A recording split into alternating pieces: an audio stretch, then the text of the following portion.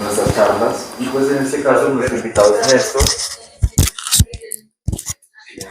Revisemos porque, bueno, también las estamos dando grabadas. Hola, hola. Quieren compartirla con alguien que les guste mucho la astronomía, pero por algún motivo no pudieron venir el día de hoy, pues va a compartir la charla. Entonces lo tengo con Néstor, estudiante de física de acá en la universidad, que nos va a traer este tema de la espectroscopía.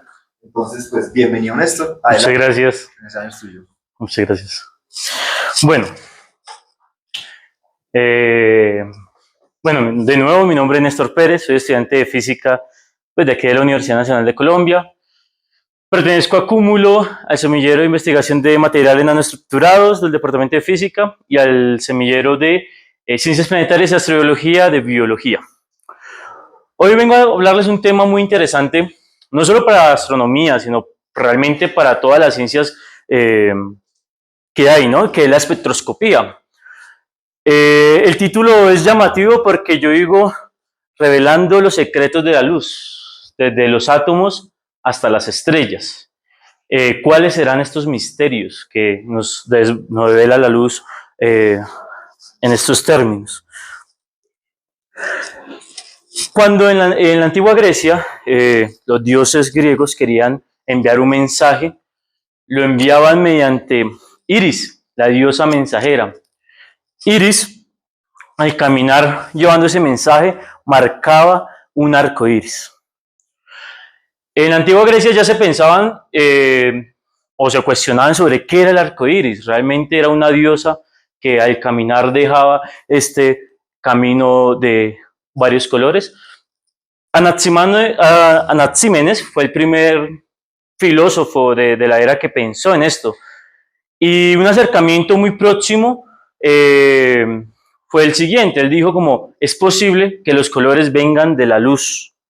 No es una propiedad de los objetos, porque antes pensábamos que el color es una propiedad de los objetos. Decía como, por sí solo los objetos no pueden dar color, es la luz que nos emite. Entonces, él hablaba sobre un término parecido a la reflexión, que al reflejar la luz se daban los colores. Pues un término muy aceptado porque próximamente pues llegaría Newton, ¿no?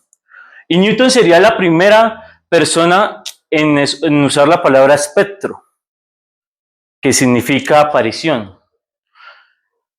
Pues yo me imagino a Newton en su momento jugando con el prisma, filtrando esta luz blanca por ahí y sacando estos colores. Pues fue una aparición de la verdad. Una verdad que supo interpretar Newton de alguna u otra forma. Y esa verdad es que la luz blanca está combinada de estos colores. Es decir, que si yo combino todos esos colores, los uno en un solo haz, la luz que vamos a emitir es una luz blanca. Para comprobar ese experimento o ese postulado, Newton diseñó esta ruleta, la ruleta de Newton. Estaba fraccionada de diferentes formas, no por una razón específica. Newton pensaba que la luz y el sonido eran algo parecido o tenían alguna relación. Entonces las divisiones que hace él están basadas en la música, en las octavas. Entonces dividió un noveno, un 16avo y un 10avo para poder calcular esto. No tiene ninguna otra razón. Entonces, ¿ustedes qué dicen? ¿Será que es verdad esto de Newton?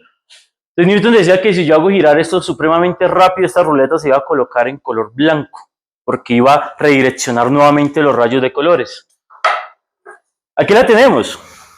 Entonces vamos a intentar replicar la primera observaciones de Newton, que es que si yo hago girar rápidamente una ruleta con todos los colores, esta ruleta va a tener un color blanco porque todas sus ondas se van a filtrar. Entonces, dependiendo del ángulo donde usted esté, va a notar que, en efecto, los colores se combinan y la luz que emite la ruleta ahora es blanca.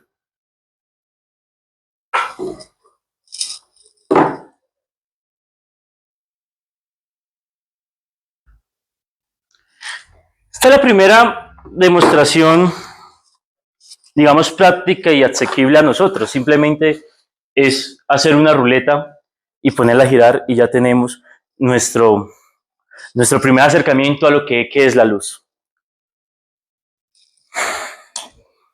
¿Podemos apagar las luces? En 1835, August Comte diría estas palabras: nunca podremos saber por ningún medio la composición química de las estrellas. Cualquier noción sobre su temperatura, densidad o naturaleza nos ha sido negada para siempre. Y esta palabra para siempre la pongo gigante porque es rotunda, es fuerte, la predicción de este filósofo sobre qué podía pasar allá en las estrellas, ¿no? Sin embargo, para las mismas, digamos, fechas de 1800, Fraunhofer había experimentado algo. Fraunhofer ya tenía como mucha experiencia en diferentes áreas de la física. Seguía un poco el proceso que llevaba Newton sobre la luz. Entre ellos, un reto que tuvo Newton que no pudo cumplir fue eliminar por completo la aberración cromática. Que la aberración cromática no es más que cuando yo acerco un lente, hay como este colorcito aquí alrededor de las cosas que yo veo. Y es porque la luz no se dispersa de manera homogénea. Entonces aparece este término de aberración cromática. Newton no supo quitarlo del todo. Jugó con varios vidrios, con varios tipos de lentes para quitarlo, pero no lo logró. Fraunhofer fue encargado de ese reto. Y en efecto, Fraunhofer diseñó algo muy interesante que se llama las rendijas de difracción. Y por otro lado, diseñó varios lupas y cristales para poder hacer que la aberración cromática pues ya no hubiera. Entonces, Fraunhofer dijo, para yo poder hacer un lente o un cristal que no me genere aberración cromática, yo debo saber muy bien sobre el espectro de la luz y cómo ese espectro afecta en la dispersión del material. Entonces él dijo, pues voy a buscar la fuente más luminosa que tenemos para ver qué tal es ese espectro, cómo me llega a mí y cómo puedo filtrarlo por medio de las rendijas de difracción.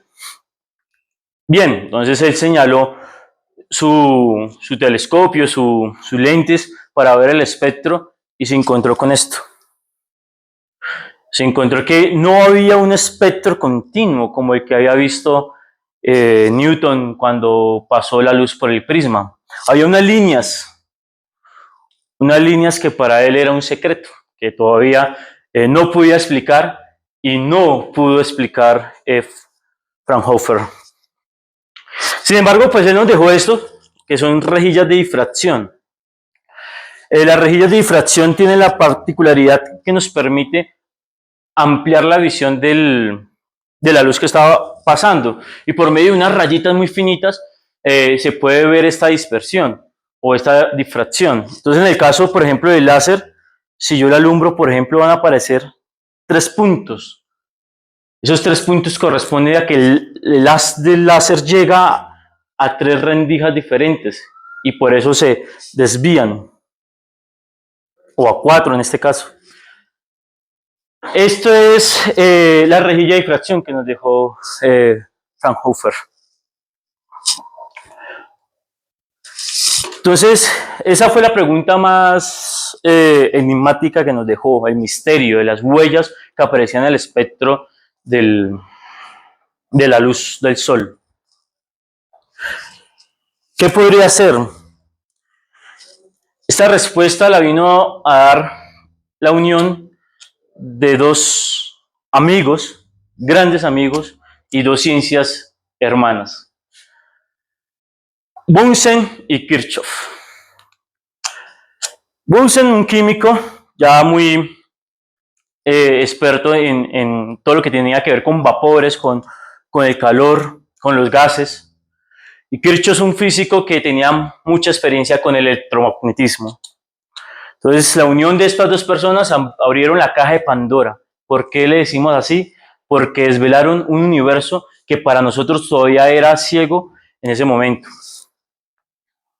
Entonces, empecemos con lo que hizo Bunsen.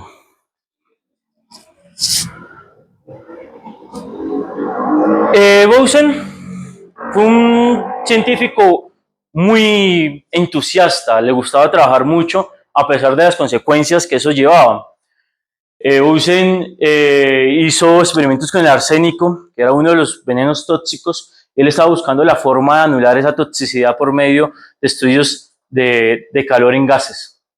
Y hubo un accidente y lo dejó ciego un ojo a Bunsen. Después estuvo muy curioso sobre los geysers y por qué salían estos chorros. Entonces imagínense, cuando uno está por aquí, no sé, ya visitando un geyser de estos en pleno 2025, ver esto es magnífico. Imagínense en 1800. Eso era una locura. No se sabía explicar todavía por qué pasaba esto. Bunsen le dio la explicación. Bunsen decía que la nieve y el agua que se combinaba con el magma hacía que esa diferencia de presión sacara estos chorros de vapor. Y mediante ese trabajo descubrió muchas cosas sobre la capacidad de producir energía a base del vapor y se metió en una planta y hubo una explosión de vapor que también casi lo mata. Entonces Bunsen estaba, mejor dicho, destinado a que no hiciera más ciencias y él, no, yo quiero hacer ciencia, lo que me gusta. Entonces, después de su persistencia e insistencia y no desistencia, aisló magnesio puro. Y nuevamente fascinado con quemar las cosas porque tenía como un problema ahí de quemar todo, de tener que ver con el fuego, pues quemó el magnesio y resultó que esa vaina brillaba una cosa increíble. Y pues fue la primera pregunta que se hizo Bunsen, ¿por qué esto emite esta luz tan blanca? Y de ahí salieron los flash, de hecho, ¿no? Los primeros flash fueron de magnesio puro, quemado en cintos de magnesio. Entonces, pues para ese momento, los fuegos de colores no eran un misterio del todo, ya se había familiarizado. Los chinos habían hecho un montón de fuegos artificiales que esa vaina explotaba y mostraba una gama de colores distintiva de los juegos pirotécnicos, y también pues claramente estaban algunas llamas de colores que a medida que iban trabajando, por ejemplo los griegos, cuando quemaban en tolvas, veía que salían como un color amarillento, naranja, muy característico del sodio. Y probablemente las personas que en su momento trabajaron con cobre también notaron un color un poco verdoso en esas llamas con las que ellos trabajaban, ¿no? Pues esto claramente le llamó mucho la atención a Bunsen y pues empezó toda una línea de investigación sobre esto. Entonces Bunsen quería seguir quemando un montón de cosas, específicamente sales, pero tenía un problema específico, y es que la mayoría de laboratorios de química en su momento usaban la vela como su principal fuente quemadora para esos tiempos. Y pues la vela no calentaba mucho, ¿sí? La vela no tiene como mucha capacidad calórica para poder hacer esta reacción, entonces era muy difícil producir llamas de colores mediante una vela. Entonces él se diseñó, se inventó el mechero Bunsen. ¿Cómo arreglaba él este problema de la temperatura? Entonces, generalmente en ese tiempo ya había mecheros de este tipo, pero notemos que este tiene unos agujeritos acá y eso no los tenía antes. Entonces esto permite que el oxígeno circule más fácil, que haya combustión completa y pues por ende una mayor temperatura. Y esto le sirvió pues posteriormente para hacer diversas observaciones. Vio que el litio emitía como un color aquí rojito, como rojito, como rosado, bien intenso. El cobre que emitía un color como verdecito. El sodio un color como amarillento. Pero se enfrentó a un problema grande y era, pues es que si yo quemo estroncio y el litio, pues no sé cuál es la diferencia tan compleja, ¿no? O sea, como esto es más rojo que esto tal vez. ¿Cómo distingo yo de color a color? Si es algo también subjetivo, de cómo uno los percibe también un poco, ¿no? El boro, miremos que el boro y el cobre también como que emiten un color verdoso que no se puede distinguir a simple vista. Y el calcio también un color amarillo. Y ahora imagínense estos dos que son elementos diferentes. Uno es hierro y otro litio, pero pues, ¿cuál es cuál? No podemos diferenciarlo. Entonces tuvo ese problema de color que no supo resolver y que más adelante con su amigo Kirchhoff lo podría haber resuelto, ¿no? Pero para este punto yo quisiera mostrarle pues estas llamas. Entonces, pues por eso traje aquí un equipo de varias cositas, entre esas sales, sal de cobre, sal de potasio, bicarbonato de sodio y ácido bórico.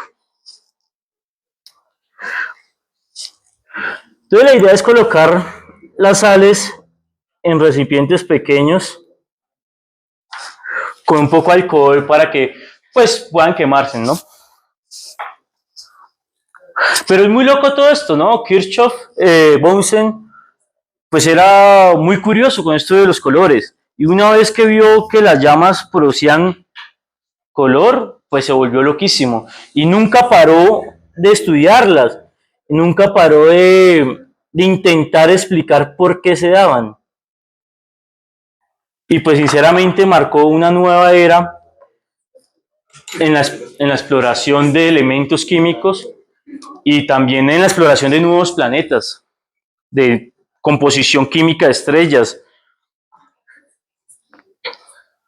Entonces aquí vamos a echar una pequeña fracción de alcohol a cada una de nuestras muestras. Y vamos a intentar a ver si nos sale lo que le salió a Bunsen. Vamos a ver qué tan buenos químicos somos. Si somos tan buenos como Bunsen o no, seguramente no.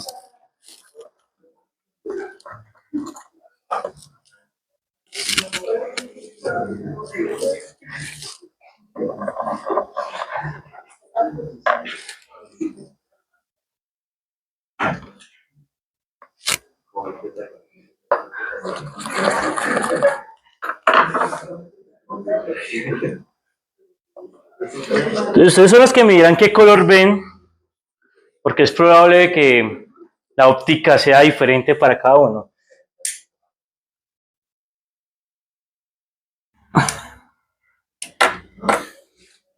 Como destellos que verdes, tal vez.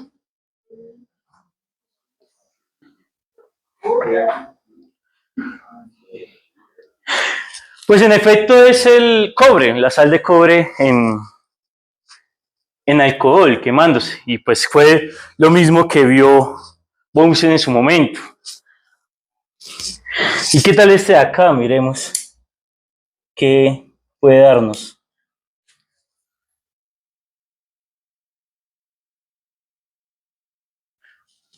Seguramente ustedes no alcanzan a percibirlo, pero hay unos destellos como rosas, ¿no? Como anaranjados, ahora que lo veo. Quiere decir que este es el bicarbonato de sodio.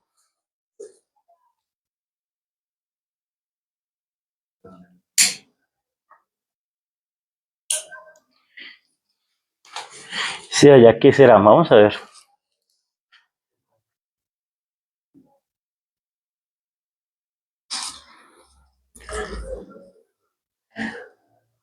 Entonces ese es como el de los más difíciles de reconocer, porque si hay como, a ese sí es como un color rosadito ahí como pálido, como violeta pálido, y es el cloruro de potasio, que su característica es emitir un color así como rosadito.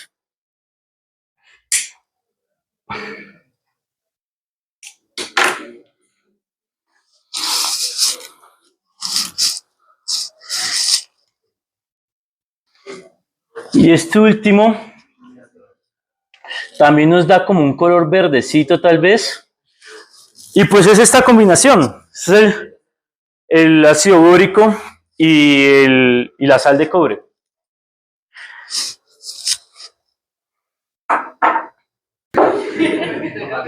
Ah, cafecito. Pues bueno, entonces Bunsen se dio cuenta de este fenómeno que acabamos de presenciar, ¿cierto? Y tuvo el problema de distinguir los colores. ¿Qué pasará? ¿Cómo puedo distinguir cada color? Porque es que son muy parecidos y pues me puedo confundir con el cobre y con el boro, por ejemplo. Entonces él puso un filtro, cogió como un plástico, digamos, de color azul y comenzó a ver las llamas, a ver si cambiaban de color o algo pasaba. La realidad es que no pasó mucho, ¿no? Entonces, así como estábamos nosotros ahorita mirando el fuego, estaba Bunsen cuando llegó Kirchhoff. Kirchhoff llegó y dijo, ¿usted qué está haciendo ahí, no? O no, viendo colores, vea. Ah, qué chévere, ¿cierto? ¿Cómo hago, le dijo Bunsen, para diferenciarlos? Es que no puedo hacerlo. Entonces, Kirchhoff, que era un físico ya reputado y sabía mucho de electromagnetismo, dijo, pues hace mucho tiempo, por allá para los 1700, Newton usó un prisma, igual y un prisma nos ayude. Y en efecto, Gustav Kirchhoff con Bunsen desarrollaron un aparato que se llama un espectroscopio, más conocido en la carrera de física como espectrogoniómetro, porque nos permite medir ese desplazamiento y ahorita lo vamos a poder ver mejor. ¿Qué es esto? Este es el espectrogoniómetro. Generalmente, en ese momento ellos lo que usaron fue un telescopio viejo, le adaptaron un prisma, ¿qué hice yo?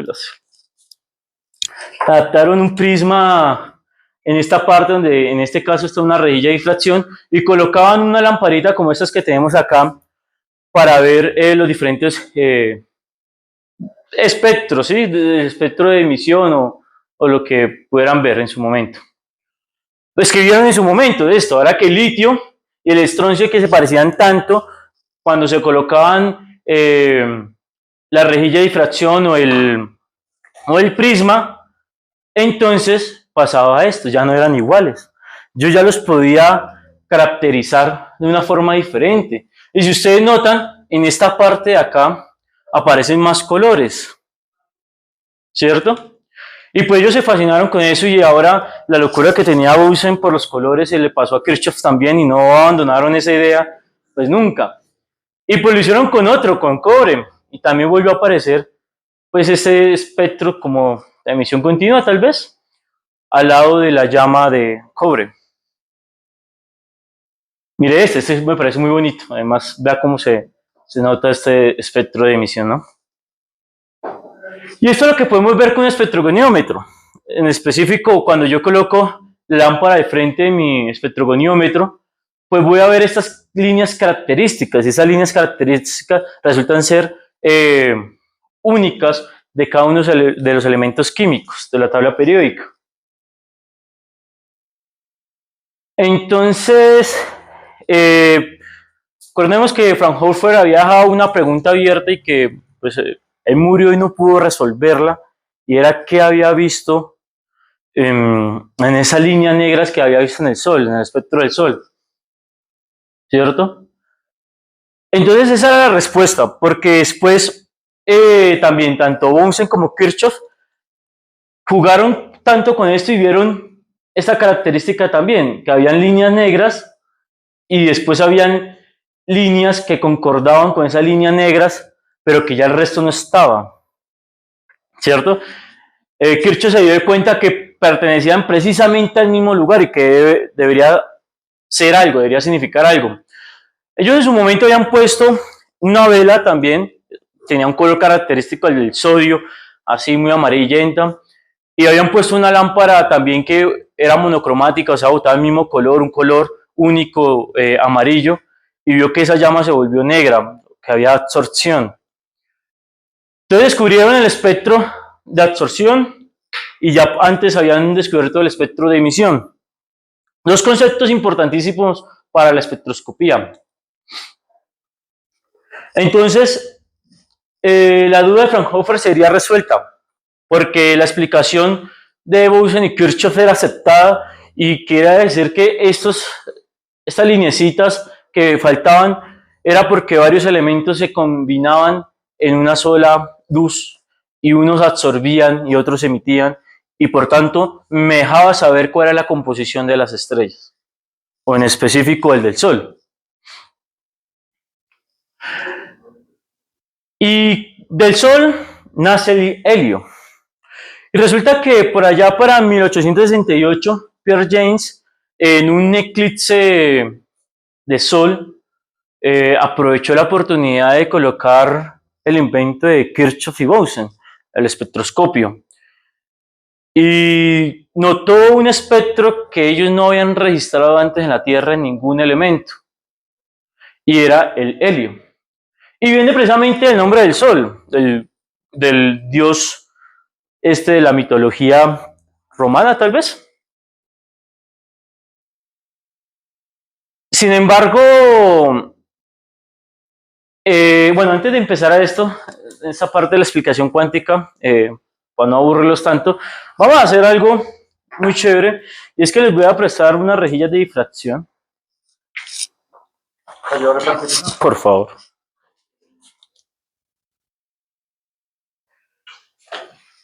Y lo cierto es que Kirchhoff y Bunsen, si bien descubrieron estos espectros de emisión y absorción, no sabían por qué se daba. Y seguramente intentaron buscar una explicación, pero no la lograron. Entonces quedémonos aquí para que no se asusten con el término de cuántica todavía. Entonces, más adelante pues vendría Bohr y Planck a revisar eso, pero entonces me voy a volver un poco.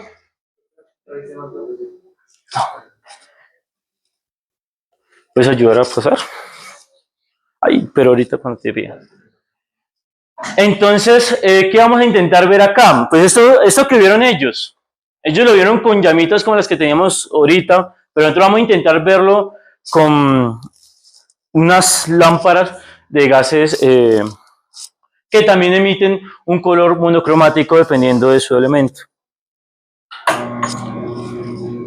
Entonces, si nos colocamos las gafas, pues vamos a notar también un espectro. No sé si lo logren ver, si quieres se acercan un poquito, o les levanto esta máquina, ¿será que calienta mucho?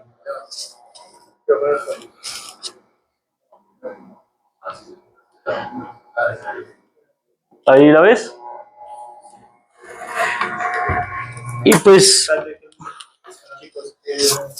si quieres acérquense acá un poco.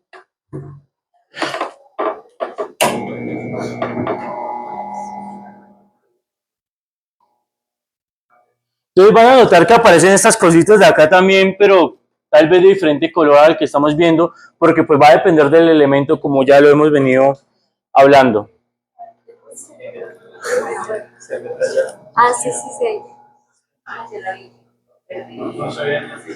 ¿Hacia acá ya lo vieron? Entonces hay unas líneas específicas para cada, digamos, lamparita de estas.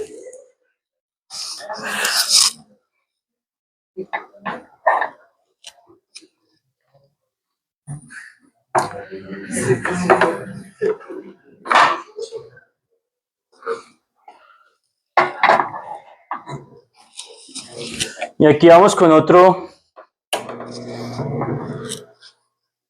un color como violeta poderosísimo, que no sé, ustedes me dirán qué se ve en las gafas.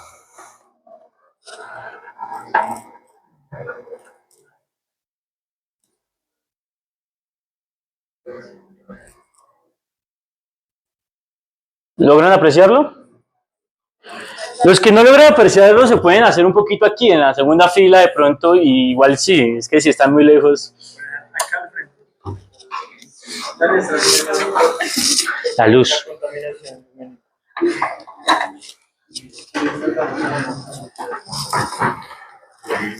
Y pues así como estamos nosotros de entusiasmados por intentar ver pues estos espectros, pues así estaba Bunsen y Kirchhoff.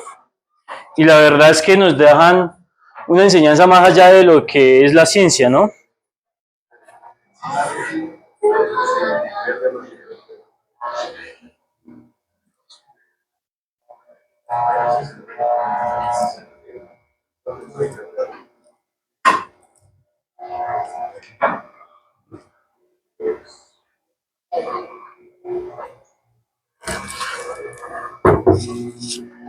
Esto lo pueden ver mejor en algo que tiene mismo cúmulo, que es el cuarto oscuro.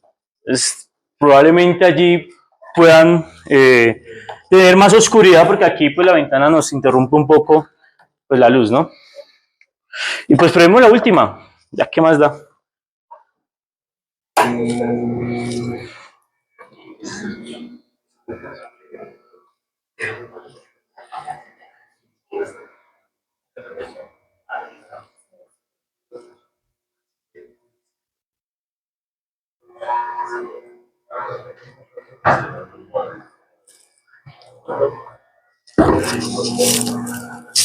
Ahora quiero que se quiten las gafas por un momento y miren hacia el punto de allá y me digan, sin las gafas primero, que cuántos puntos ven, ¿no? Solo en el tablero, ¿no?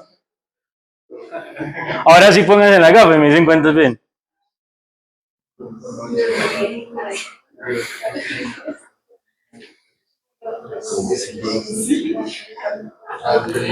Pues esto era por lo que les explicaba al principio, ¿no? Hay unas líneas muy pequeñas en nuestra rejilla de difracción, que es lo que tienen las gafas, y pues permite que el láser entre por diferentes rendijas y por tanto pues van a ver más de un solo punto.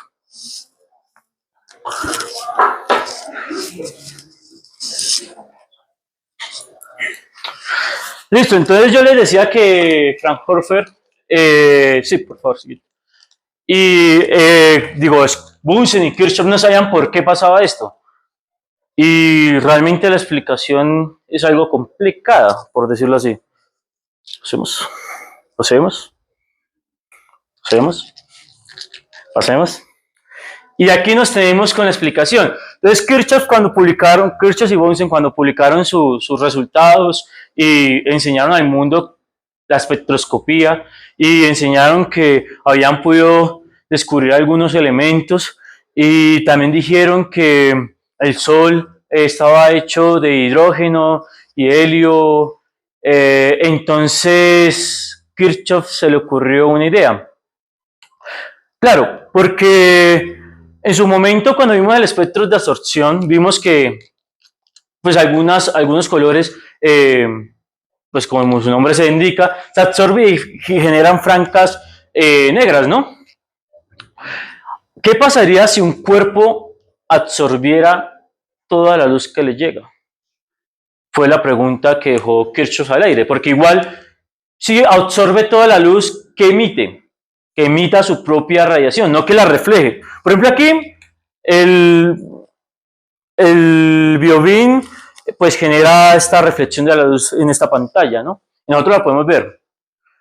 Pero no es luz propia de la pantalla. No es la pantalla la que emite. Entonces él dice, si no pasara esto, si en vez de que la luz del BioBeam llegue a la pantalla y no devuelva nada, sino que la absorbe, ¿cuál sería su luz propia? ¿Cómo emitiría esa luz propia? A eso lo llamó cuerpo negro. Es un cuerpo ideal en la física, porque lo más cercano para un cuerpo negro podría ser una estrella, por ejemplo, que no refleja luz, solo emite la luz de ella misma. Entonces propuso eso y la respuesta y el nacimiento de la mecánica cuántica está de la mano de una catástrofe, la catástrofe del ultravioleta. ¿Y qué es la catástrofe del ultravioleta? Pues sencillo, en esta caja negra se entra un haz de luz. Para que se quede adentro tiene que cumplir con ciertas cosas, por ejemplo, que quepa, ¿cierto?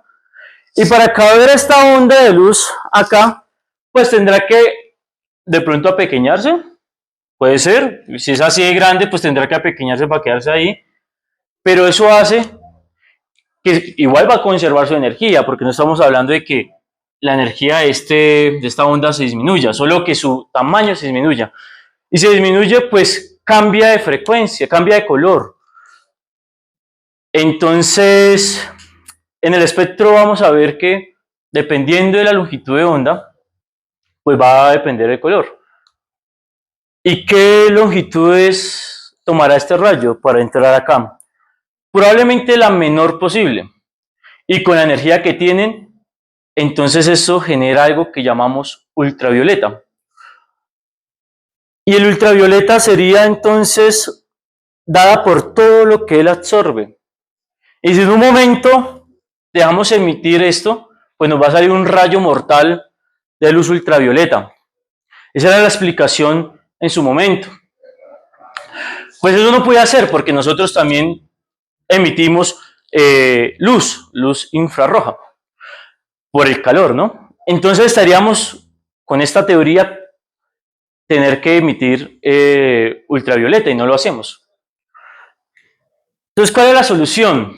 ¿Y cuál era el error principal de esta analogía o este análisis? Y es que era pensar que toda la energía de estas cositas iban a ser la misma y que para cada color, no importa la energía, iba a ser la misma. Y entonces Planck dijo, probablemente no sea la misma energía y probablemente la energía vaya empaquetada y probablemente la luz lleve cuantos. Y de ahí nace la palabra cuántica, por los cuantos de luz de Bohr. Entonces, ese concepto de que cada color tenía su energía propia, lo que llamamos en física una energía discreta, fue lo que le permitió posteriormente a Bohr dar explicación sobre por qué se emitían los colores o por qué se aparecían estas líneas espectrales. Entonces, en su momento, Bohr diseñó como un modelo atómico parecido a esto, que nosotros familiarizamos estas líneas o estos círculos como orbitales. Para el propósito que vamos a tener, no lo vamos a llamar orbitales, solo vamos a llamarlos niveles de energía. Entonces, ¿qué pasaba con estos niveles de energía? No sé si aquí todos puedan ver el tablero. Pero si aquí teníamos el núcleo, y aquí teníamos un nivel de energía, aquí teníamos otro nivel de energía, teníamos un electrón en su estado base o en su energía en la que permite que sea estable el átomo, y le colocamos una diferencia de potencial como en esta lámpara, entonces la energía va a hacer que este electrón absorba energía. Y al absorber energía, entonces me dejar un hueco acá para saltar a otro nivel de energía permitido, además. ¿Qué quiere decir permitido? Que es cuantizado, que sabemos ese valor, que debe ser ese valor, es un valor discreto. Entonces, esa es la explicación del espectro de absorción. Entonces, cuando el electrón absorbe energía, salta, por tanto, una franja de la luz del espectro continuo, pues no se va a ver. Pero cuando ya no está esa excitación, entonces el electrón vuelve a su lugar, donde el átomo se hace estable. Pero recordemos que él absorbió energía, entonces esa energía, ¿qué pasa? Es liberada en forma de fotón, en forma de luz. Y aparece el espectro de emisión. Y esa sería la teoría con la que se explicaría los resultados de Kirchhoff y Bose. No sé si la entendieron, si hay preguntas así como rápidamente. ¿Listos? ¿Qué pasa ahora mismo con el espectro? Entonces, ¿por qué es tan importante para nosotros en las ciencias? En todas las ciencias. De hecho, biología, química, por supuesto física, astrofísica, todas estas ciencias necesitan de la espectroscopía para poder generar grandes avances. Y resulta que, por ejemplo, algo que se llama la nucleosíntesis, que es cómo se generan los elementos de la tabla periódica en las estrellas, nos decía pues que hasta ciertos elementos era posible que en una estrella se crearan esos elementos. Por ejemplo, el oro será posible que se cree en una estrella. Pues ellos no lo creían mucho, ¿no? La ciencia como que decía, igual y el oro no se crea en el núcleo de la estrella, necesitaría un proceso mucho más energético, mucho más poderoso para que se pudiera generar este elemento. Y teorizaron que probablemente en la colisión de dos estrellas de neutrones se produjera el oro y que ahí hubiera tanta energía como para que ese elemento y otros más pesados de la tabla periódica pudieran darse. Pues resulta que para estos momentos pues no habíamos conocido todavía muy bien si las estrellas de neutrones existían y si existían eran capaces de colisionar de esta forma como ellos decían, ¿no? Y fue más o menos para los 2000 y en los 2015 salió un resultado ya fehaciente sobre esto, y fue por lo siguiente, porque se observó la colisión de dos estrellas de neutrones gracias a algo que llamamos ondas gravitacionales. Y es que estas cosas son masivas y además cuando empiezan a colisionar giran muy rápido, muy rápido, muy rápido, tan rápido que esa distorsión del espacio-tiempo que generan por su masa pues va a ser perturbada y se va a ir en onda gravitacional. Entonces LIGO, que es un laboratorio en Estados Unidos que tiene algo que llama interferómetros, captó esa onda gravitacional, pero además se captó en el visible. ¿Qué quiere decir eso? Se captó su espectro, se captó en la luz, en la óptica. Entonces, con resultados fehacientes de dos, digamos, emisiones, tanto la emisión de ondas gravitacionales como la emisión de electromagnetismo, pues mandaron todo su telescopio y pues vieron a ver qué había pasado, cuál es el resultado de esto. Y uno de esos resultados fue que en el espectro se veían las líneas características del oro. Quiere decir que después de esta colisión y de liberarse tanta energía, queda una nube, por decirlo así. De hecho, el del evento, que creo que fue en el 2015, dejó como una nube, un tumulto así de oro tan grande como el planeta Tierra. Y fue comprobado por medio del espectro. Y pues de ahí se comprueba que realmente los elementos de la tabla periódica se generan mediante procesos muy energéticos, gracias a la espectroscopía.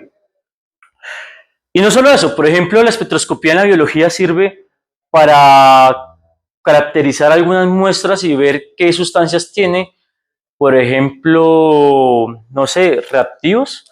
Entonces esos reactivos también me muestran colores.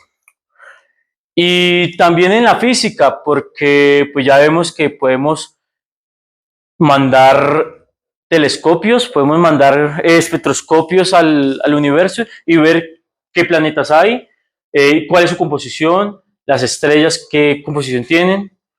Y de hecho, cuando nosotros escuchamos noticias de que dicen hay un planeta que probablemente tenga agua, o que descubrimos un planeta, un exoplaneta con agua, fue porque le pusieron espectroscopio y la emisión que dio fue que había agua.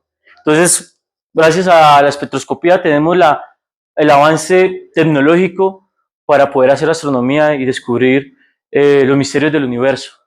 Pero yo quiero, para cerrar ya esta charla, rápidamente hablar sobre algo que puede dar para otra charla, probablemente, y es la astronomía multimensajera.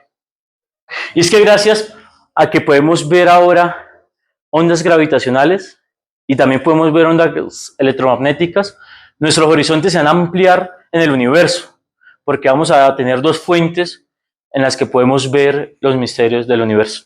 Muchas gracias.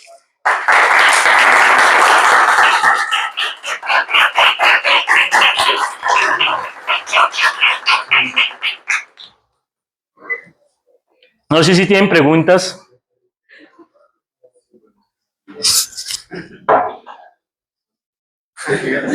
¿No? ¿No hay preguntas?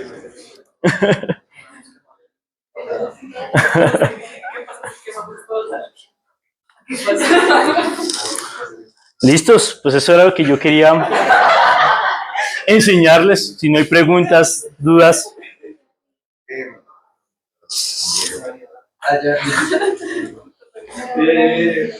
Cuando, digamos, cada elemento tiene su propio espectro, cuando, digamos, cuando se le compuestos, Sí. un compuesto tiene los dos, las características o sea, el espectro es de los dos.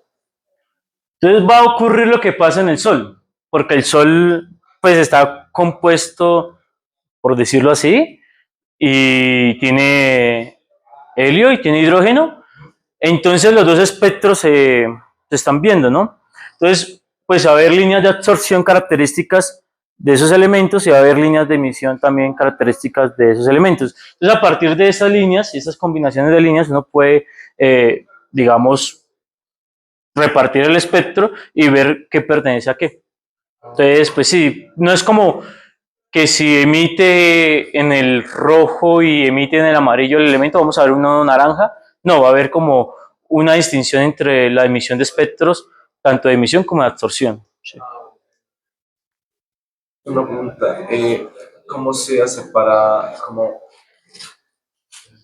el espectro de emisión y de absorción? No, o sea, como para generar cada uno por separado. Cada uno por separado. O sea, Pero- si quiero el espectro de emisión de un elemento por separado, quiero el espectro de absorción de ese mismo elemento. Sí, entonces depende de los eventos que haya emisión o absorción, y es precisamente este, ¿no? Si yo lo hago, si yo cojo este átomo, digamos que sea el de hidrógeno, que tiene solo un electrón, y lo excito, quiere decir que le coloco un campo de energía, un campo potencial de energía, entonces este electrón va a absorber y me va a generar un espectro de absorción. Pero cuando yo le quito ese campo, porque él va a absorber y va a subir acá, ¿cierto? Y este nivel de energía es permitido, pero no es estable. Entonces, si yo le quito ese campo, ya no va a tener, digamos, esa energía que lo mantenía acá. Y va a tener que liberarla, ¿cierto? Va a tener que emitir. Entonces, emite las líneas características del espectro del hidrógeno, en este caso. Y al emitirla, entonces pierde esa energía que le había dado para subir y vuelve a su estado basal, o a su estado base. Entonces, esa es la forma en que nosotros podemos ver un espectro de emisión o absorción.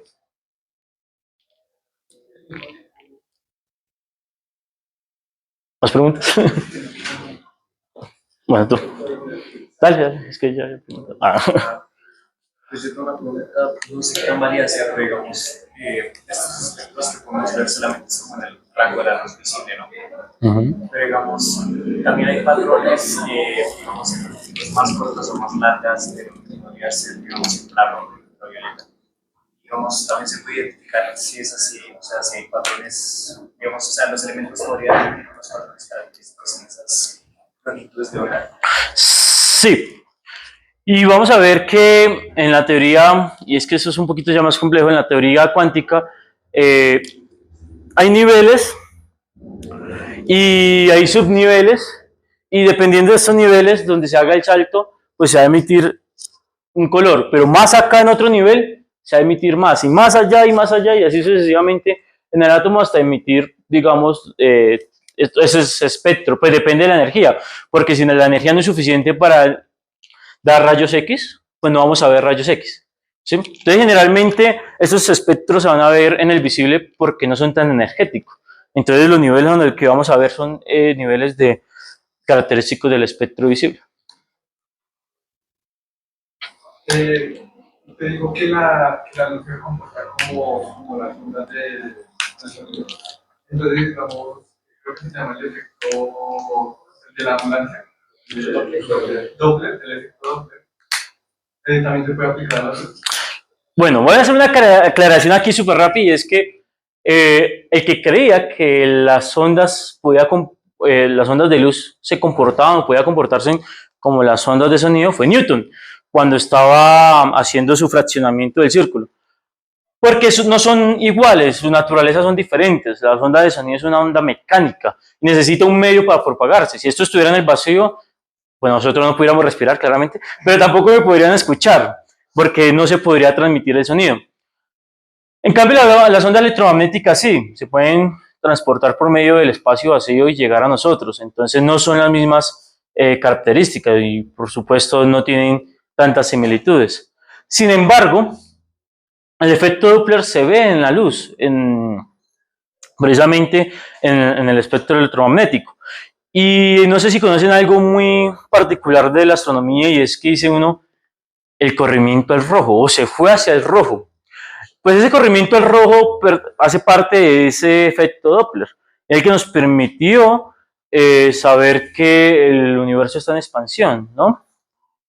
Entonces, si tengo una onda aquí, súper, no sé, energética, porque tiene, digamos, este lambda pequeño, esta longitud de onda, a medida que se va transmitiendo en el espacio, pues va perdiendo, pues digamos, esas longitudes y se va viendo más amplio y pues vamos a ver un poco ese corrimiento, ¿no? Pues de aquí para acá sería corrimiento al rojo, ¿no? Entonces más o menos así se explicaría el efecto Doppler en una onda electromagnética. Pero sí, el efecto Doppler también está en el electromagnetismo. ¿Más preguntas? El espectro continuo, ¿quién lo emite? No sé. Listo, el espectro continuo, que fue el primer espectro que observamos gracias a Newton, ¿cierto? Se emite mediante la luz blanca. Entonces otro ejercicio que podríamos hacer, por ejemplo, es el espectroscopio. Y esto es particular porque es de cúmulo, ¿vea? Tiene el sello de cúmulo. Hay una plantilla que tenemos, los que quieran me la pueden pedir por WhatsApp ahí en el grupo. Y se las paso y pueden imprimir su espectroscopio de cúmulo. Y eso tiene aquí adentro una rejilla de difracción, que no es más que un CD. Un CD es una rejilla de difracción porque para guardar información pues se tiene que hacer unas zanjas muy pequeñitas que funcionan tal cual como la de las gafas. Y cuando apuntamos hacia la luz blanca, pues vamos a poder ver el espectro continuo característico que vio Newton. Entonces apunta hacia la luz blanca, pero ve hacia abajo, hacia la pared brillante del espectroscopio.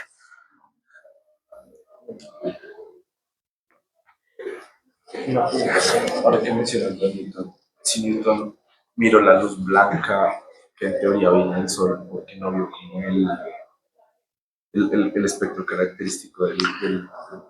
Esa es una buena pregunta. ¿Por qué Newton no pudo ver el espectro que vio Fraunhofer, si él también vio la luz del Sol? ¿O por qué nosotros si apuntamos este bicho allá, el espectroscopio, a la luz del Sol, no lo vemos? Pues resulta que afecta la resolución también del instrumento. Claro, Bunsen y Fraunhofer y Kirchhoff no usaban un espectroscopio normal, usaban con un telescopio, que es lo que llamamos el espectrogoniómetro ahora mismo.